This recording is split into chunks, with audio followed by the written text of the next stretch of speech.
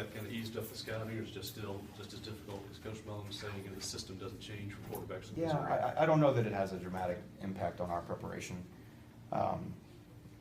Just about every game we have in our breakdown has been with the same quarterback playing. So that's a team that, and they're going to do, even in the games prior, the first 3-4 games of the season, they are running basically the same plays. So we understand on the board what we're going to get, and I think that quarterback he's shown to be more than capable of making plays.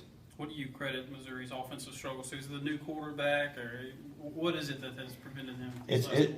I know Missouri's saying the same thing, but the first thing we showed our guys, they have it must be 12 to 14 plays that are touchdowns that either the ball is overthrown by an inch, the receiver had it in the end zone and hit the ground, and it kind of rolls out.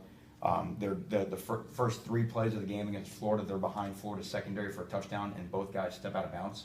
I mean, the guy has the ball running for a touchdown with no defender between him and the end zone, and both guys just run out and step out of bounds. So there's been a lot of bizarre plays like that. That the more they happen, the more obviously it affects a team's confidence, and I'm sure they're certainly tired of hearing that. But what we showed our guys, because the first thing we knew that they would talk about is the run without touchdowns.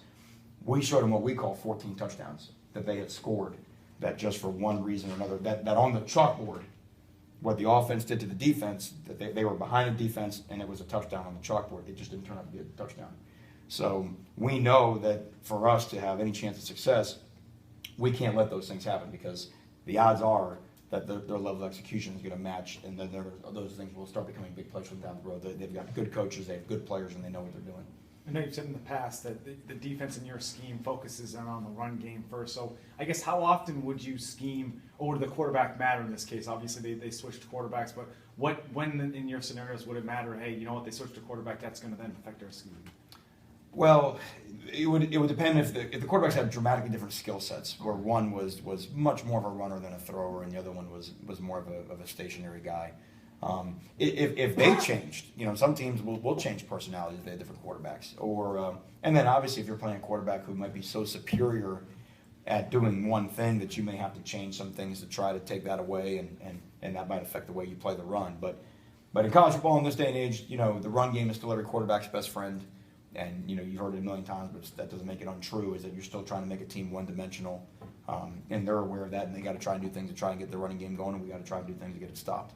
The last few games, you've been able to run the 4-2-5 look a little bit more. And how much is that due to the progression of those young safeties back there?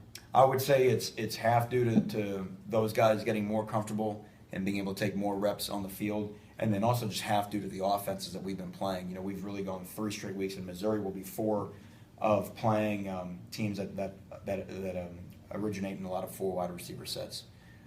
So a lot of spread sets where we have a chance to get the most speed we can on the field and try and get our better pass defenders out there. So, but it doesn't matter on the chalkboard, like if the guys can't make the plays inside. So again, having a guy like Peters and McLaurin, and of course Brandon Bryant, their development's been crucial to our success in the last 3 weeks.